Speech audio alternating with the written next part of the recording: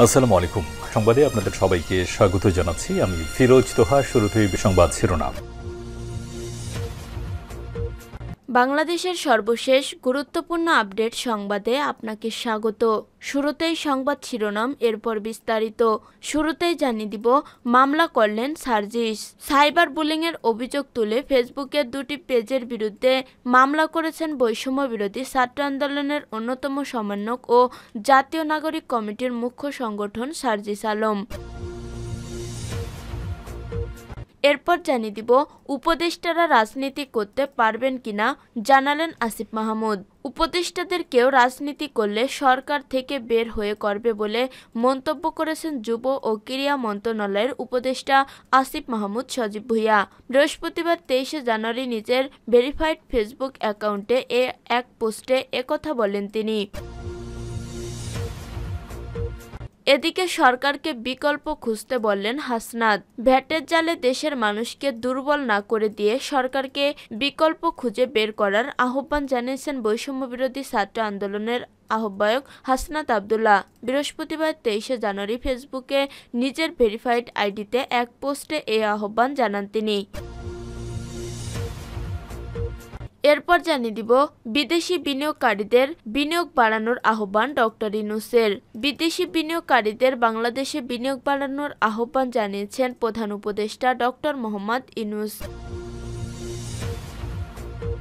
এদিকে মানিকগঞ্জ জেলা যুবলীগের আহ্বায়ক রাজা গ্রেপ্তার। মানিকগঞ্জ জেলা যুবলীগের আহ্বায়ক ও পৌরসভার প্যানেল মেয়র আব্দুর রাজ্জাক রাজাকে গ্রেপ্তার করেছে পুলিশ। বুধবার 22 জানুয়ারি রাতে সদর থানার ওসি আমানুল্লাহ কালবেলাকে বিষয়টি নিশ্চিত করেছেন।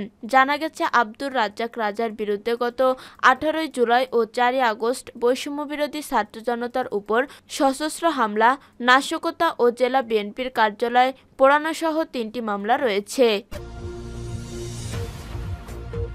এবং সর্বশেষ জানিয়ে দিব, গাজা যুদ্ধে সব লক্ষ্য অর্জন সম্ভব হয়নি। ইসরায়েলি সেনাবাহিনীর বিদায়ী চিফ অব স্টাফ হার্জি হালেবি বলেছেন, গাজায় সব সামরিক লক্ষ্য অর্জন সম্ভব হয়নি। সম্প্রতি তিনি পদত্যাগের ঘোষণা দিয়ে হালেবি জানান, তিনি আগামী 6 মার্চ পদত্যাগ করবেন। 2023 সালের 7 অক্টোবর হামাস ইসরায়েলের হামলার সময় ব্যাপক নিরাপত্তা ত্রুটির দায়ভার তিনি গ্রহণ করবেন। প্রিয় দর্শক, এতক্ষণ শুনছিলেন সংবাদ শিরোনাম, এরপর বিস্তারিত।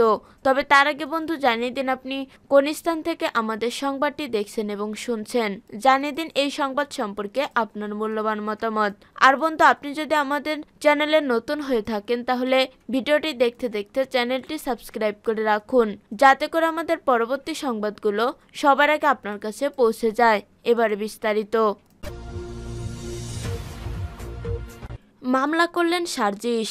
সাইবার বুলিংয়ের অভিযোগ তুলে ফেসবুকে দুটি পেজের বিরুদ্ধে মামলা করেছেন বৈষম্য বিরোধী ছাত্র আন্দোলনের অন্যতম সমন্বয়ক ও জাতীয় নাগরিক কমিটির মুখ্য সংগঠন সার্জিস আলম। বৃহস্পতিবার 23 জানুয়ারি রাজধানীর শাহবাগ থানায় মামলা করেন তিনি। এ তথ্য নিশ্চিত করেছেন শাহবাগ থানার ভারপ্রাপ্ত কর্মকর্তা ওসি মোহাম্মদ খালিদ মনসুর। তিনি বলেন, ফেসবুকে সার্জিসকে নিয়ে আজেবাজে মন্তব্য করার কারণে তিনি মামলা করেছেন। এসব মামলা সাইবার ক্রাইম তদন্ত করে। তিনি ফেসবুক পেজের লিংক ও সব কিছু ছবি দিয়েছেন। এগুলো যাচাই বাছাই ছাড়া কিছু বলতে পারছি না। সার্জিস মামলার এজাহারে উল্লেখ করে গত বুধবার বেলা 11টা 20 তিনি সামাজিক যোগাযোগ মাধ্যম ফেসবুক লগ ইন করেন। এ সময় department of Baksal, university of Dhaka এবং ক্রিমিনালস DU নামের দুটি পেজ থেকে তার বিরুদ্ধে বানোয়াট তথ্য দেওয়া হয়েছে। তার একটি অপব্যবহার হোয়াটসঅ্যাপে অ্যাকাউন্টকে কেন্দ্র করে এডিট কিছু চ্যাটের স্ক্রিনশট প্রকাশ করে একটি পোস্ট আপলোড করা হয়েছে। ওই পোস্টে তার বিরুদ্ধে অসত্য ও মানহানিকর অভিযোগ আনা হয়েছে। সার্জিস আরও উল্লেখ করেন, এ দুটি পেজ থেকে তার বিরুদ্ধে চরম মানহানিকর বিভ্রান্তিমূলক তথ্য, অ্যাটিটিউড স্ক্রিনশট ও কুরুচিপূর্ণ এডিট ছবি পোস্ট করা হয়েছে। এসব কর্মকাণ্ডের কারণে তার ব্যক্তিত্ব ও চরিত্রের অপূরণীয় ক্ষতি সাধন হয়েছে। এমন ভিত্তিহীন ও কুরুচিপূর্ণ প্রতারণা তাকে সামাজিকভাবে প্রতিপন্ন করেছে। এমনকি তিনি চরম মানহানির শিকার হচ্ছেন। উপদেষ্টারা রাজনীতি করতে পারবেন কিনা জানালেন আসিফ মাহমুদ। উপদেষ্টাদেরকেও রাজনীতি করলে সরকার থেকে বের হয়ে করবে বলে মন্তব্য করেছেন যুব ও ক্রীড়া মন্ত্রণালয়ের উপদেষ্টা আসিফ মাহমুদ। বৃহস্পতিবার 23শে জানুয়ারি নিজের ভেরিফাইড ফেসবুক অ্যাকাউন্টে এক পোস্টে একথা বলেন তিনি। পোস্টে তিনি বলেন, সরকার থেকে রাজনৈতিক দলের সঙ্গে কোনো প্রকার সংশ্লিষ্টতার বিরুদ্ধে আমরাও উপদেষ্টাদেরকেও রাজনীতি করলে বের হয়ে করবে। একই সঙ্গে রাজনৈতিক দলেরও সরকারের কাছে হস্তক্ষেপ করা অনুচিত। বিভিন্ন সরকারি সাংবিধানিক গুরুত্বপূর্ণ পদে নিয়োগে তদবির চাপ প্রয়োগ করা অনুচিত।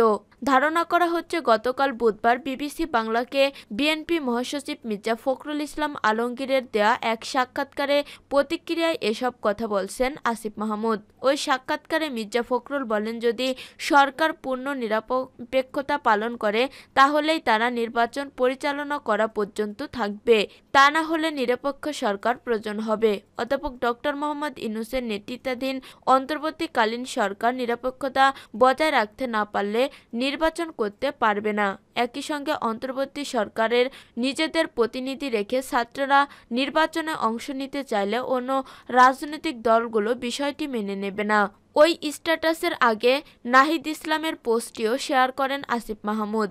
নাহিদের স্ট্যাটাস শেয়ার করার সময় ক্যাপশনে আসিফ মাহমুদ লেখেন, পেশাদারিত্ব রক্ষার্থে সরকার থেকে আরও অনেক কিছুই বলতে পারি না, তবে জনগণকে অন্ধকারে রাখাটাও অনুচিত। সরকারকে বিকল্প খুঁজতে বললেন হাসনাত। ভ্যাটের জালে দেশের মানুষকে দুর্বল না করে দিয়ে সরকারকে বিকল্প খুঁজতে বের করার আহ্বান জানিয়েছেন বৈষম্যবিরোধী ছাত্র আন্দোলনের অন্যতম আহ্বায়ক হাসনাত আব্দুল্লাহ। বৃহস্পতিবার 23শে জানুয়ারি ফেসবুকে নিজের ভেরিফাইড আইডিতে এক পোস্টে এই আহ্বান জানান তিনি।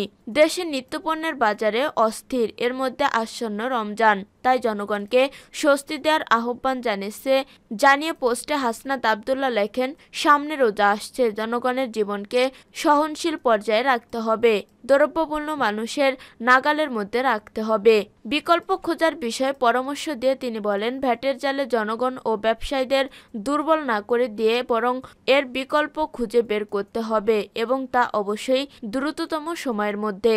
এর আগে গতকাল বুধবার 22শে জানুয়ারি অন্তর্বর্তী সরকারের নানা সীমাবদ্ধতা ও অদক্ষতার বিরুদ্ধেও মানুষ আজ প্রকাশ্যে আহ্বান নিচ্ছে জানিয়ে ক্ষোভ প্রকাশ করেন জুলাই আন্দোলনের এই সমন্বয়ক। তিনি বলেছেন, সত্যিকার অর্থেই মানুষ অন্তর্বর্তী সরকারে অনেক সিদ্ধান্তে ক্ষুব্ধ।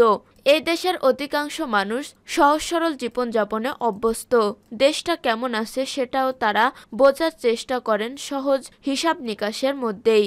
যখন চালের দাম বাড়ে, নিত্য প্রয়োজনীয় পণ্যের দাম বাড়ে, বাবা মা সন্তানের মুখে পুষ্টিকর খাবার তুলে দিতে ব্যর্থ হয় মানুষ, তখন তারা ধরে নেয় দেশটা ভালো নেই।